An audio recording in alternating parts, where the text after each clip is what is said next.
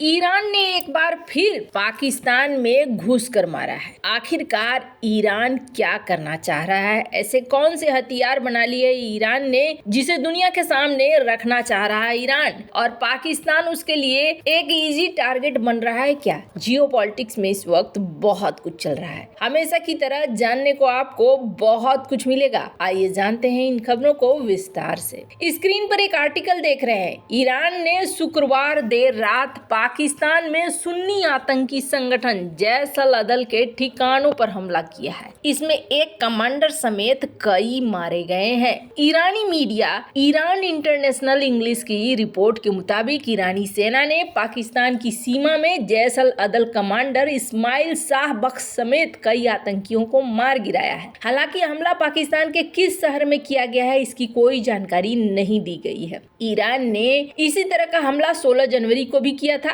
तब ईरानी सेना ने बलूचिस्तान में मिसाइलें और ड्रोन से अटैक किया था। अगले ही दिन जवाब में पाकिस्तान ने ईरान में 48 किलोमीटर अंदर की थी एयर स्ट्राइक। 4 दिन बाद यानी कि 20 जनवरी को दोनों देश तनाव घटाने पर राजी हो गए थे। और आपको बता दें, पाकिस्तान को 16 जनवरी को हुए ईरान के एयर स्ट्राइक के बारे में जानकारी दी गई थी। ईरान के लोकल मीडिया की एक रिपोर्ट में इसका खुलासा हुआ। रिपोर्ट में कहा गया कि पाकिस्तानी सेना को ईरान की तरफ से 16 जनवरी को की गई एयर स्ट्राइक के बारे में पहले से सूचना दी गई थी। हालांकि ईरान ने पाकिस्तान को ये नहीं बताया कि वो इस खबर को सार्वजनिक करेगा। लोकल ईरानी मीडिया ने अपनी रिपोर्ट में इस्लामिक रिवोल्यूशनरी गार्ड कॉर्प्स से जुड़े एक टेलीग्राम चैनल के हवाले से लिखा, पाकिस्तान में आतंकवादी ठिकानों पर हमले के लिए पाकिस्तानी सरकार के सहयोग की जरूरत थी। ईरान ने पाकिस्तान के बलूचिस्तान में हमला किया था। कहा था कि उसने पाकिस्तान में आतंकी संगठन जैश अल अदल के ठिकानों को निशाना बनाया था। इसके बाद ईरान के विदेश मंत्री अमीर अब्दुल्लाहियन ने पाकिस्तानी विदेश मंत्री जलील अब्बास जिलानी से फोन पर बात की थी। उन्होंने कहा था कि ये हमला सिर्फ आतंकी संगठनों पर किया गया था। इस पर जिलानी ने कहा था कि किसी भी देश को इस तरह के जोखिम वाले रास्ते में नहीं चलना चाहिए। ईरान के हमले पर पाकिस्तान को जवाबी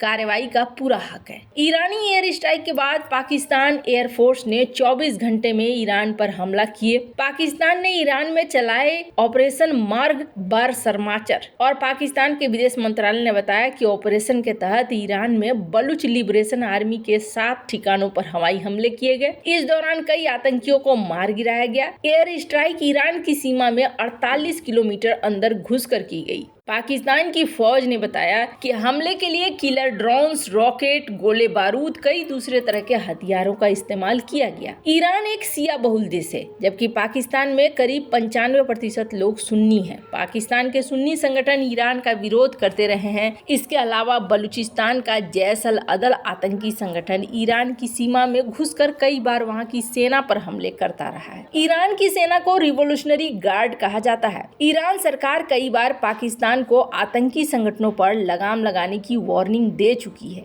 2015 में पाकिस्तान और ईरान के रिश्ते बेहद खराब हो गए थे। तब ईरान के 8 सैनिक पाकिस्तान में ईरानी क्षेत्र में घुसे सुन्नी आतंकवादियों के साथ संघर्ष में मारे गए। ये आतंकी भी जैश अल अदल के थे। तब ईरान सरकार ने कहा था, हमारी सीमा पर तैनात सैनिकों का पाकिस्तान से घुसे आतंकियों के साथ संघर्ष हुआ, हमारे 8 सैनिक शहीद हो गए, हम इस मामले में जवाबी कार्रवाई जरूर करेंगे। आपको बता दें, जैश अल अदल ईरान के लिए एक आतंकी संगठन है। ये ग्रुप 2012 में बना था। इसमें शामिल ज्यादातर आतंकी बलूचिस्तान के हैं। जैश अल अदल के मुताबिक ईरान की सरकार सुन्नी बलूचों को अधिकार नहीं देती, इसलिए वो ईरान पर हमले करते हैं। ये संगठन ज्यादातर सिस्तान बलूचिस्तान बॉर्डर एरिया में एक्टिव है। ईरान काफी समय से पाकिस्तान से जैश अल अदल पर प्रतिबंध लगाने की मांग करता आ रहा है। बलूच लिबरेशन आर्मी का गठन 1970 के दशक में हुआ था। पाकिस्तान, ब्रिटेन और अमेरिका इसे आतंकी संगठन मानता है। बलूचिस्तान के नागरिक 1947-1948 से ही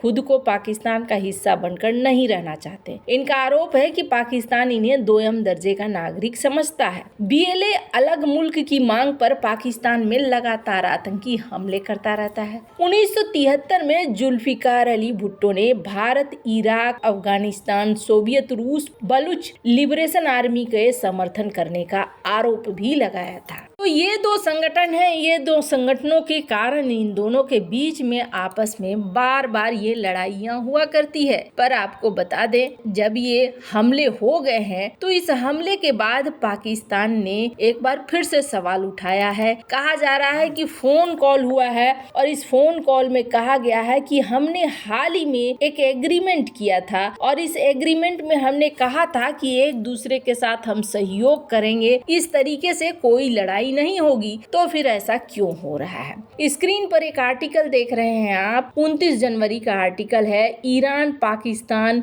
आतंकवादियों को इस तरीके से नहीं करने देंगे, एक दूसरे की सिक्योरिटी को देखेंगे। अब कथनी और करनी में अंतर आ जाता है। खुद आप देख रहे हैं, यहाँ पर एक तरफ जिलानी है तो वहीं दूसरी तरफ ईरान के विदेश मंत्री हैं। बहुत ही बढ़िया तरीके से दोनों के बीच में मुलाकात हुई, लेकिन इस मुलाकात का एंड रिजल्ट क्या हुआ? एंड रिजल्ट जाकर ढाक के 3 बात हो रहा है। यही बात है कि यहाँ पर पूछा गया इनसे और कहा गया कि हमने तो सब कुछ साइन कर लिया था, आप भी यहाँ आए थे, आप भी यहाँ आकर आपने भी कहा था कि हाँ जी हम मिल बैठकर काम करेंगे, फिर आपने ये एयर स्ट्राइक क्यों किया? आपको बता दें, यहाँ तक कि अभी हाल फिलहाल में ये खबर आई थी कि ईरान जो गैस पाइपलाइन परियोजना है उसके लिए अल्टीमेटम दे रहा है पाकिस्तान को। तो पाकिस्तान की सरकार ने भी इस बात के लिए हाँ कहा है कि चलो हम मान लेते हैं और हम यहाँ पर करेंगे आपके प्रोजेक्ट को पूरा। स्क्रीन पर आप देख सकते हैं। अब इसके बाद ये सारी चीजें हुई है। अब देखने वाली बात होगी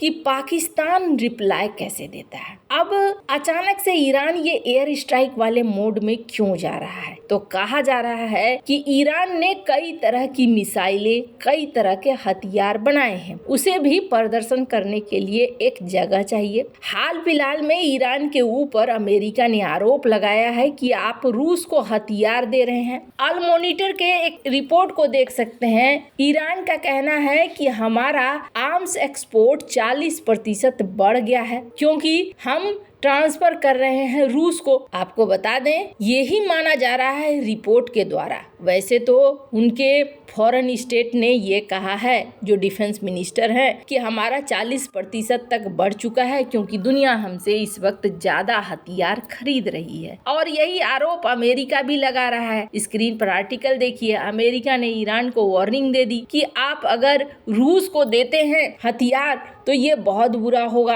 हम आपके ऊपर एडिशनल प्रतिबंध ठोक सकते हैं। संजोग देखिए, 7 घंटे पहले की ये खबर है। एक बड़ा रशियन डेलीगेशन अगले ही हफ्ते ईरान विजिट करने वाला है। ऐसा माना जा रहा है कि यहाँ पर कई सारी बातें हो सकती हैं। हो सकता है यहाँ पर नए रूट की बात हो, या फिर हो सकता है यहाँ पर हथियारों के नए सौदे की बात हो। तो कोई तो ऐसा देश होना चाहिए जहाँ पर हथियारों का प्रदर्शन भी हो सके। स्क्रीन पर आप देख सकते हैं इन तस्वीरों को। कई सारी मिसाइलों के बीच में आपको दिखेंगे वहाँ के राष्ट्रपति, वहाँ के कई सारे जनरल। ऐसा लग रहा है जैसे ईरान एक लंबे समय से काफी बड़ी तैयारी कर रहा है और अपनी शक्तियों को अब वो दिखाना भी शुरू कर रहा है। वैसे आपको क्या लगता है इन सब मामले में? आपकी क्या राय है? कमेंट कर जरूर बताएं। जल्द मिलते हैं अगले वीडियो में नई खबर के साथ।